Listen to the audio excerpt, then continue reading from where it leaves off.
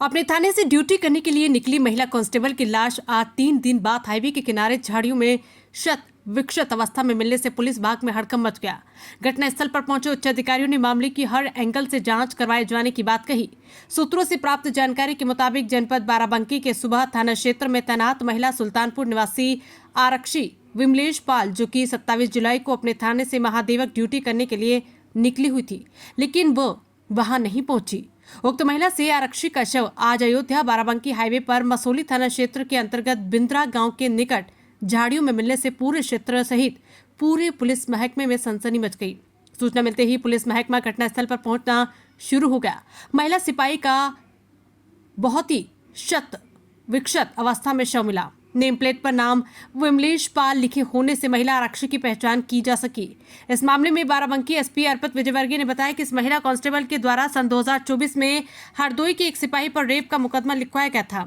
प्रथम दृष्टया ये मामला हत्या का प्रतीत होता है। मामले की हर स्तर से जांच की जा रही, शीघ्र घटना का खुलासा कर लिया जाएगा। ब्यूरो रिपोर्ट एलिस न्यूज। सर ये बताएं, ये जो घटना घटी थी इसमें क्या जानकारी निकल के आई है? सर देखिए, इसको घटनास्थल का निरीक्षण किया गया।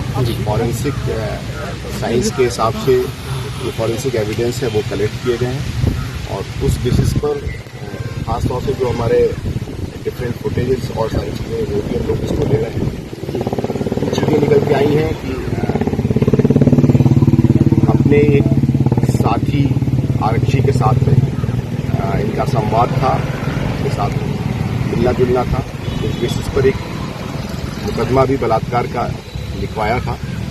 उसके बाद 164 के स्टेटमेंट में ये आया कि हमने कोर्ट मैरिज कर ली है, लिहाजा इसको उस पर हम आगे फर्दर कोई कार्रवाई नहीं करते।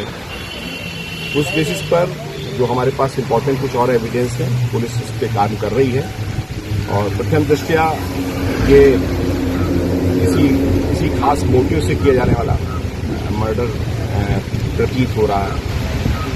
बाकी जो फॉरेंसिक साइंस के हिसाब से कोई और वैसे जाहिदा चोट इस तरह की नहीं दिख रही है कि किसी और चीज़ को बल मिले। इतना तय है कि जो अभी तक की एविडेंस मिली है, उनके एक परिचित आरक्षी इसके साथ आपस में संवाद था, बातचीत थी। फिर उसके पश्चात एक रेप का मुकदमा लिखा गया और उसके पश्चात उस रेप के मुकदमे के क्रम में 164 के स्टेटमेंट में उसको उन्होंने क्लीन चिट ये कहकर के दी कि हमारे आपस में संबंध हो गया है और हम लोगों ने कोर्ट मैरिज भी कर ली। क्या उनको गिरफ्तार किया?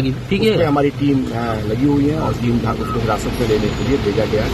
वो इस समय फिलहाल एब्सकॉन्डिंग कंडीशन में है और बट बहुत जल्दी उसकी गिरफ्तारी या बहुत जल्दी उसको हिरासत में लेकर पूछताछ करेंगे और जो सुसंगत साक्ष्य उसके विरुद्ध कठोर करता है। सर, इनकी बॉडी यहाँ पे मिली है तो क्या इनकी तैनाती क्या महादेवा वगैरह क्या कहते हैं? इस तरह से जानकारी ये एक विशिष्ट ड्यूटी जैसी पूरी जनपद में चलती है, उसमें इनकी लगी हुई थी और इस बेसिस पर हम लोग डिटेल इन्वेस्टिगेशन कर रहे हैं। मैंने आपको पूरी सर्कमस्टांसेस सारी चीज़ें बताई हैं। तो इस तरह की सिनारियो प्रथम दृष्टया कोई रेप की बात या कोई ऐसी बात नहीं समझ में आ रही है।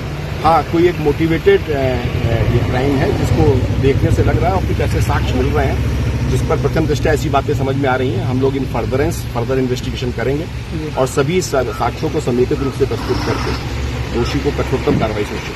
Thank you sir.